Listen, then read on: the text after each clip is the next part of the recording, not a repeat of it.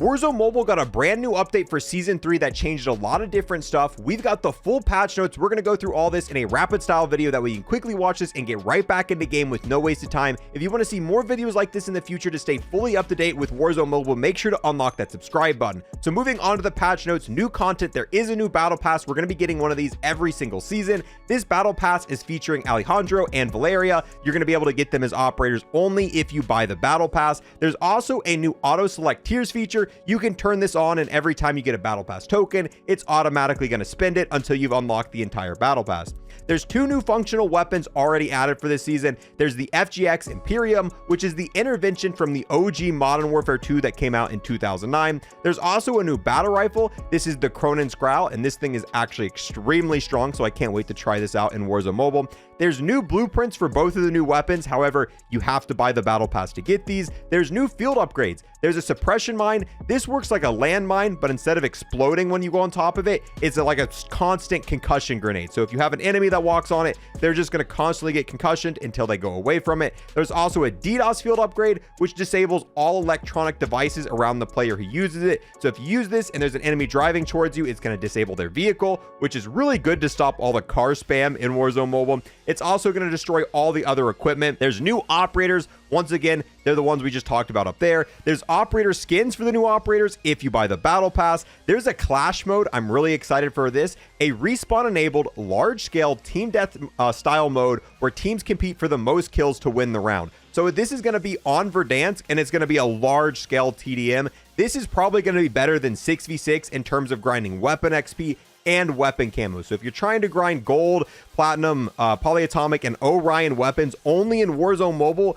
this is probably going to be your best bet. There's new vehicle skins. This you got to buy the battle pass for. There's a new multiplayer kill streak. This is the VTOL jet. That's going to be interesting. This is also really cool as well. Warzone Mobile original bundles. Up until this point, all of the bundles in Warzone Mobile were bundles that were from Modern Warfare 2 and Warzone 2 that were also usable in Warzone Mobile. But now there's going to be Warzone Mobile OG bundle feature weapons for operators only currently available on Warzone Mobile, meaning if you buy these items aren't going to be going over to the main series games. You can't use them in Modern Warfare 2 or Warzone 2. And I wonder how crazy these cosmetics are going to get. I wonder if we're going to see some ridiculous tracers and stuff that are exclusive to Warzone Mobile. Also, there are new shared bundles. Obviously, a new season equals new bundles. Then we've got general updates, added iPhone 8 Plus compatibility, added post-game play again with squad option, added offline party invite, added players 3D operator to the main hub, added weapon inspect functionality, which the weapon inspect already works, so I don't know if they just improved it a little bit here,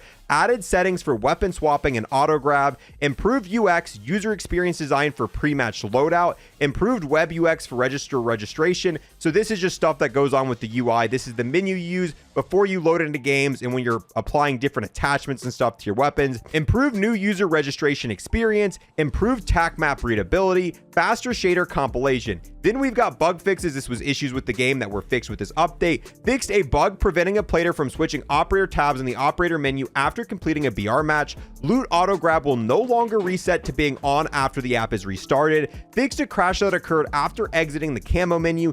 Game no longer crashes upon opening player profile. Buy station is now usable during the fire sale. Heartbeat sensor is now functional. Tear gas no longer causes gameplay lag. Logging out of an account and logging into a different account no longer causes the game to freeze. After leaving mid-match, player is no longer stuck at a loading screen and unable to load another match. Then we've got known issues. These are issues that are still currently going on with Warzone Mobile, but the devs know about them and are working on a fix for them. Red team 1-for-1 operators may be missing or not equipable. Stickers and vinyls are not visible for certain low memory devices. Performance issues on certain devices. Enemy claymores are flipped the wrong direction. I've had this happen a few times. I thought I was safe, and because the claymore was looking the other direction, and then I walked in front of it, and it got me. Large decals and stickers can be equipped to the FFS Hurricane but won't appear. After entering and exiting the combat record via the player profile, the player loses audio until the app is reset. When the player has a headset plugged in and turns on the microphone in a party, the sound switches from headset to device. Game crashes when the player repeatedly spams the play button. Queue doesn't stop when the player transfers party leadership. In clash mode, enemies marked by the Hunter power-up remain marked after the power-up ends. Scopes on the RPK MG32 do not fully toggle when aiming down sights. Player is eliminated when using the self-revive instead of properly reviving. When a player sends another player to a channel invite, no push notification appears. Player unable to retrieve throwing knives after eliminating an enemy. Chat messages sent and received between Warzone Mobile, Modern Warfare 2, and Warzone 2 users aren't visible unless the respective applications are restarted.